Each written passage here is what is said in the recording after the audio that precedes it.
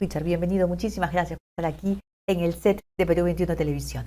Gracias, Cecilia. Un gusto, como siempre, poder dialogar con ustedes, pero sobre todo con toda la expectativa por esta nueva reconfiguración del mapa electoral, porque estas elecciones serán muy importantes después de las elecciones presidenciales, no tanto porque esto es una tradición cada 4 años, sino por todo lo que vivimos en este momento con esta crisis política.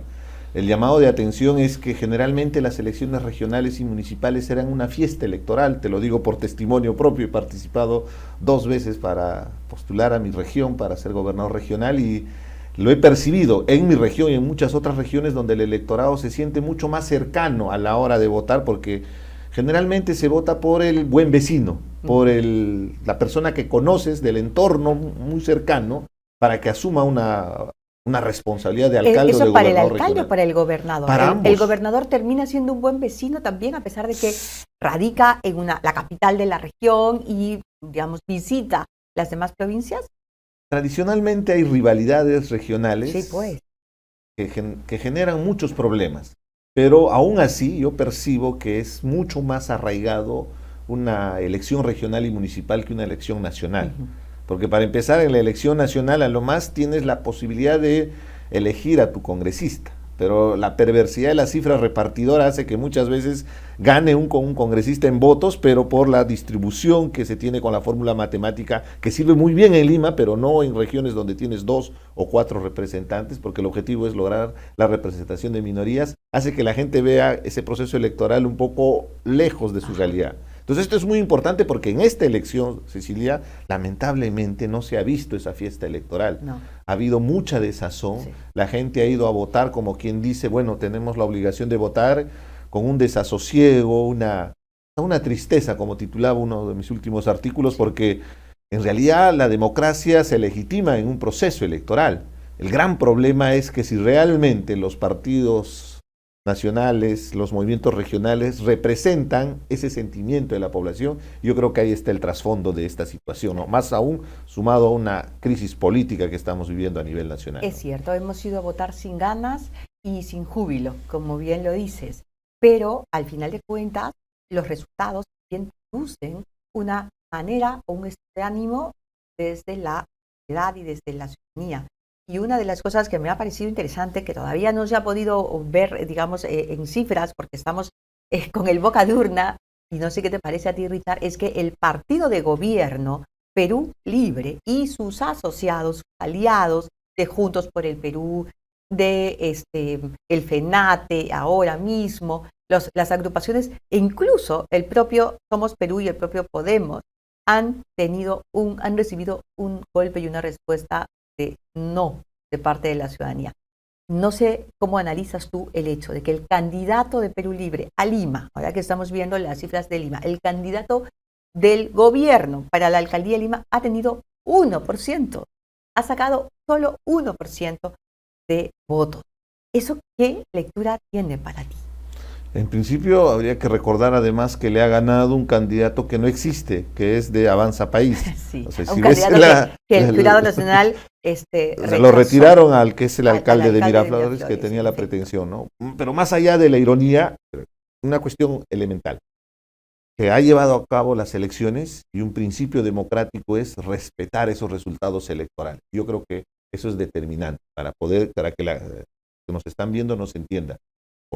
Como personas democráticas aceptamos y respetamos y evidentemente se refrenda la elección de cada uno de los que han sido elegidos como alcaldes o alcaldesas, o en el caso de los gobernadores regionales o los que van a ir a segunda vuelta. Esto no está en nuestra crítica evidente, es que en esta reconfiguración del mapa político hay una reacción de parte de la población, yo diría una especie de cachetada, ¿no? Para que los políticos se den cuenta que sus acciones tienen consecuencias, porque muchas veces cuando eres elegido piensas que tienes ya un cheque en blanco para que durante tu periodo, ya sea si es municipal o regional 4 años o si es presidencial 5 años, hagas lo que se te venga en gana, cuando en realidad eso es una ofensa a lo que uno entiende como democracia, porque la democracia se legitima con tus acciones. Por más que seas presidente, por más que seas congresista, gobernador, alcalde, tú tienes que estar buscando permanentemente la aceptación, y eso no significa ser populista, sino estar en sintonía con las necesidades. Y el día de hoy, los grandes perdedores de esta elección, para empezar, son los partidos nacionales. Pero eso porque ya han hace ganado años. los movimientos regionales, pero no, es que ahora es mucho más, porque evidentemente ha habido ciertas modificaciones en el sistema electoral que perjudicaban a los movimientos Y regionales. sin Lo he embargo se vivido han en vuelto a carne imponer. propia. Sí, Entonces, objetivamente, tienes razón. tenían más ventaja.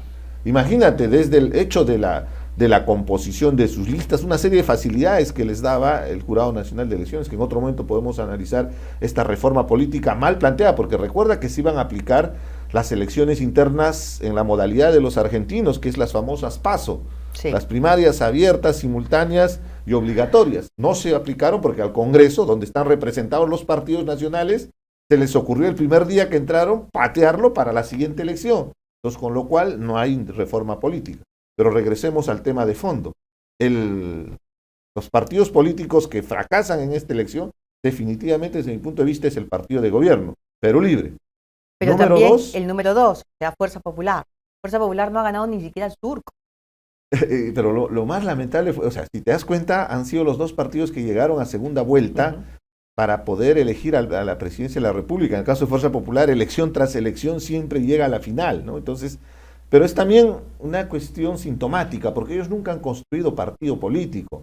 En las elecciones regionales y municipales, su participación siempre ha sido marginal, ¿eh? No había resultados puntuales de algunas regiones que ganaban, pero en Lima, por ejemplo, ni con Fujimori como presidente ganaron una elección. Entonces eso también es para que pongan las barbas en remojo, ¿no? Porque no se construye la organización política sobre la base del culto a la personalidad. Ahí está el gravísimo error, ¿no? Porque lamentablemente, Cecilia, en nuestro país estamos aprendiendo a vivir de los caudillos, ¿no? Y de los caudillos y ahora es de las familias, ¿no?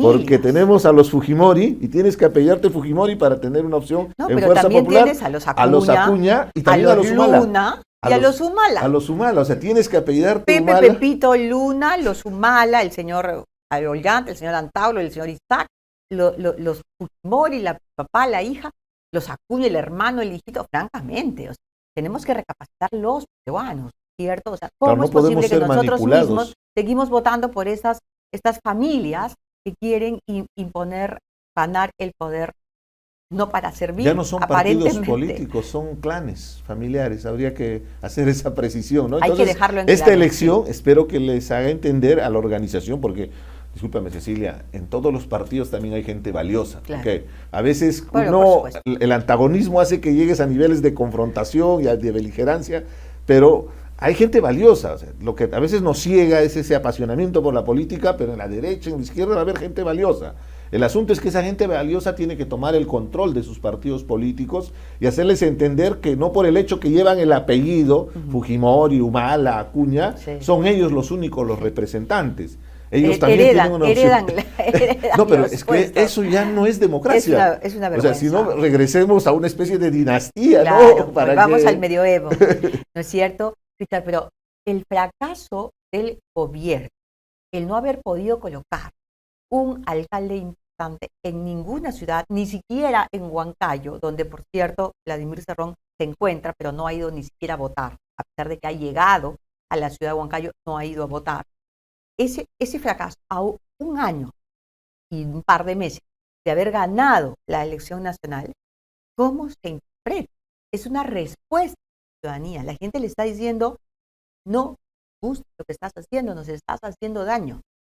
Definitivamente, y además es una cuestión objetiva, ¿no? Se entiende bien que si hay el gobierno de por medio, todo el aparato del Estado está al servicio del partido político. Por eso tenemos copando en diferentes instituciones a gente militante de Perú Libre, al extremo que inclusive ponen a impresentables en cargos. Entonces, con todo este aparato político, o sea, no solamente es un fracaso electoral, sino que es evidente la instrumentalización del Estado para sus beneficios particulares de partido, que en este caso Perú Libre, ni aún así, ni con ese aliciente han podido tener un resultado.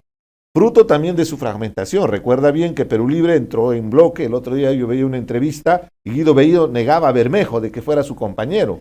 Había que hacerle recordar que han ido juntos, ¿no?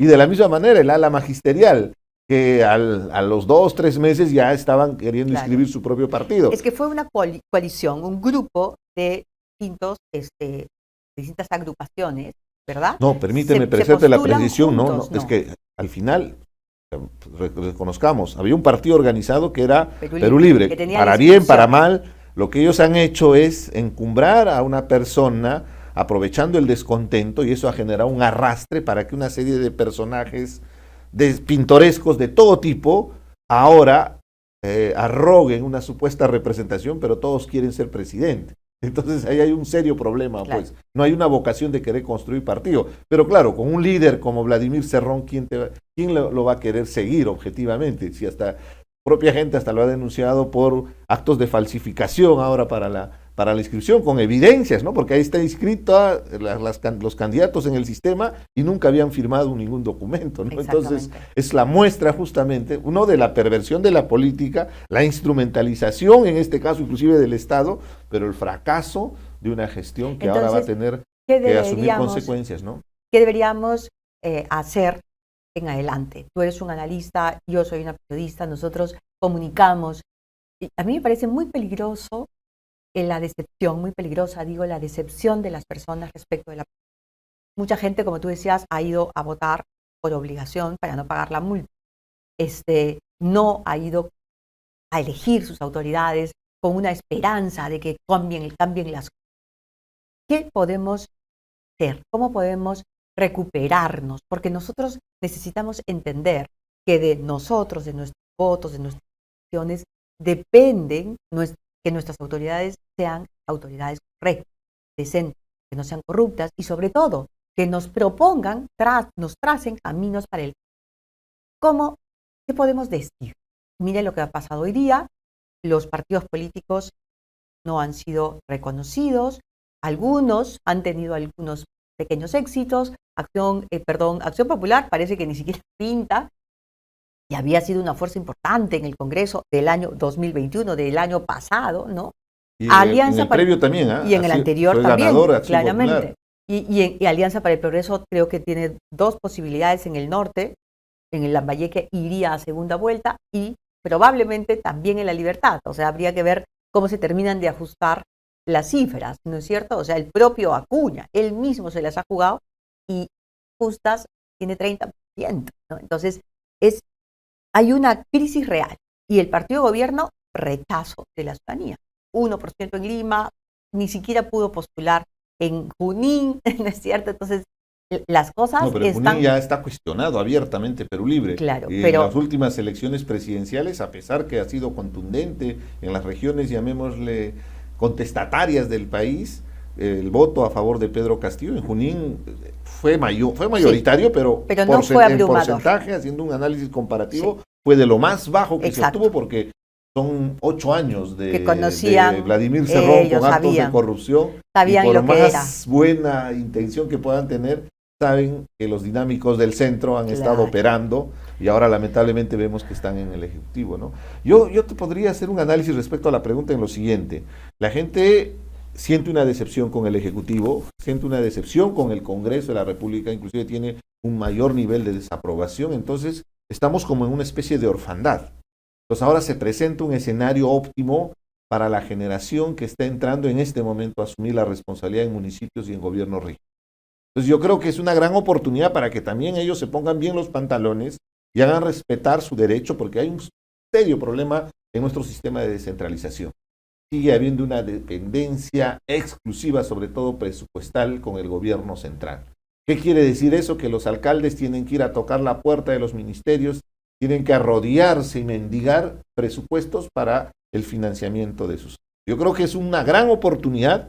Si es que hay una muy buena predisposición, que se organicen, y ellos están ya organizados, deberían fortalecer sus espacios como la Asamblea Nacional de Gobiernos Regionales o la misma, hay varios, 2 o 3 grupos de municipios a nivel nacional que les permitiría hacer una incidencia política mucho más confrontacional, pero en el buen sentido de la palabra, que permita mostrar al país que de parte de los gobiernos subnacionales hay una posición mucho más comprometida con los intereses del país. Tal vez eso podría mejorar este ajedrez político donde lamentablemente ya nos abandonaron. O sea, el Ejecutivo y el Congreso no se espera prácticamente nada. Lo último que hizo el Congreso, salvándole a Willy Huerta de la censura, es la mayor muestra que este Congreso no son 4 o 5 los niños, probablemente son 40 o hasta probablemente, más. No, y eso es una vergüenza, ¿no?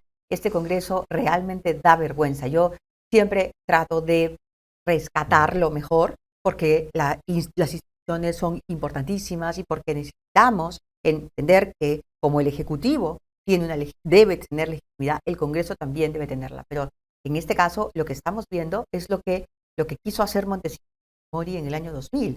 Es decir, los tránsfugas, entrando por otros partidos, que habiéndole ofrecido otras ideas y otra representación a la gente, fueron comprados y se empezaron a pasarse para votar con el fujimorismo. Ahí cayeron y fueron a la cárcel los tránsfugas. Bueno, ahora no pasa nada, es una cosa clarísima, conforme votan, cómo negocian, aparecen las llamadas telefónicas, la gente de Podemos, por ejemplo, negociando con Silva, el prófugo, el amigo del presidente que está prófugo. No, la vicepresidenta del Congreso que presenta el adelanto de elecciones, después reuniéndose con este señor, por supuesto, con este ministro Huerta. Entonces, ¿no es ¿de qué esta estamos señora hablando? digna calle de Podemos, precisamente, ¿no es cierto? Entonces, claro, toda esta descomposición es brutal, pero esta descomposición también está protagonizada por un ala de la política, por la izquierda. Son actores de la izquierda los que están haciendo estos negociados y están promocionando esta podredumbre y sobre todo están haciendo negociados, insisto, con el populismo más rastrero, como el de Podemos. Entonces, ¿cuál es el mensaje? ¿Esta izquierda, hay otra izquierda o no hay otra izquierda? ¿Cuál es el mensaje que le han dado al país y cómo el país le responde ahora? Porque la verdad es que Juntos por el Perú tiene 2 o 3 por ahí y Perú Libre ya no está. No, Juntos por el Perú va a tener mejor resultado que Perú Libre. Esos resultados, probablemente. Como tú dices, son unos cuantos municipios a nivel nacional. Estamos hablando de 1.600 municipios probablemente. Claro, entonces esta izquierda provinciana que llegó al poder y que le trajo tanta ilusión a la gente de las regiones, a la gente que los había elegido, ¿se acabó? ¿O creen que pueden seguir gobernando como lo están haciendo? Es que si no entienden este mensaje político del día de hoy, estamos en una situación ya de desprecio por el bienestar del país, porque estamos viendo, o sea, la decadencia de parte del Congreso, del Ejecutivo. Pero esta es una muestra, este es el mejor censo para que se den cuenta que sus opciones políticas en este momento están siendo cuestionadas, que no existe ese supuesto apoyo, respaldo a las acciones del gobierno, ¿no? Y ahí asumimos la responsabilidad porque la izquierda ha tenido esa maravillosa oportunidad de ser gobierno, muchos se subieron al coche, otros avalaron con su silencio cómplice y ahora están estratégicamente nuevamente en silencio para evitar justamente que este escándalo a nivel nacional se visibilice de la corrupción, ¿no? Entonces yo siento que tiene que emerger unas nuevas propuestas de gente comprometida, o sea, esto es una convocatoria a la gente de buena voluntad, más allá, o sea, esto no es un tema de izquierdas ni de derechas, Cecilia, yo siento que más bien es de amor a la patria, de querer salir de esta profunda crisis. Y esta elección nos debe ayudar a hacer entender a nivel nacional que esto es una reconfiguración del mapa político. Lo que pasó el 2021 en las elecciones donde ganó Pedro Castillo, el día de hoy con este resultado electoral es absolutamente otro escenario. Y para mí, en realidad, en el caso de Lima es una situación sui generis porque es una especie de la tormenta perfecta, ¿no? Porque vas a tener a la extrema izquierda en Plaza de Armas, en un extremo, y al otro extremo tienes a la extrema derecha, o sea, la extrema izquierda y la extrema derecha, porque probablemente gane López Aliaga, según las primeras encuestas a boca de urna, pero más tarde lo configurarán con los resultados electorales, pero el Perú va a ser testigo de cómo se gobierna, ya estamos viendo la decadencia con la izquierda, corrupción, incapacidad, incompetencia funcional, impresentables en los cargos. Ahora a la extrema derecha no le tengo esperanza, al contrario. En lo personal percibo que va a regresar el gobierno de Castañeda Locio con toda la gente que estuvo antes y lamentablemente la mafia que se enquistó en ese momento y que nos llevaron a los problemas que tenemos actualmente, ¿no? Entonces, objetivamente, Lima va a cargar una cruz doble. uno de la extrema izquierda en el Palacio y otro de la extrema derecha. Es un escenario caótico, pero no le veo esperanza porque no me genera expectativa ni esperanza. Pero López Aliaga. la respuesta de la ciudadanía es precisamente a la extrema izquierda. A lo que están haciendo Por en supuesto. Lima los limeños es decirle a la extrema izquierda que está en Palacio de Gobierno, oye, yo te voy a poner al otro extremo porque lo que tú me estás ofreciendo simplemente me decepciona y me perjudica.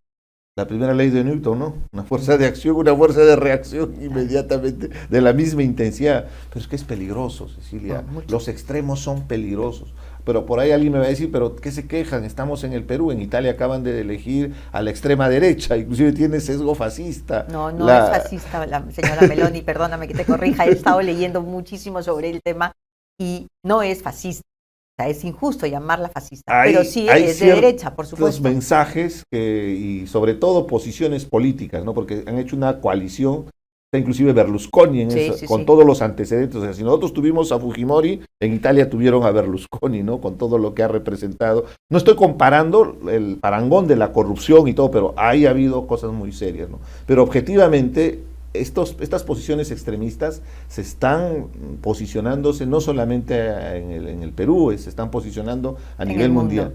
Y en América Latina. Y es nuestra responsabilidad de los políticos, de los medios de prensa, buscar una especie de equilibrio, porque los extremos no son buenos, porque sus antecedentes no son democráticos.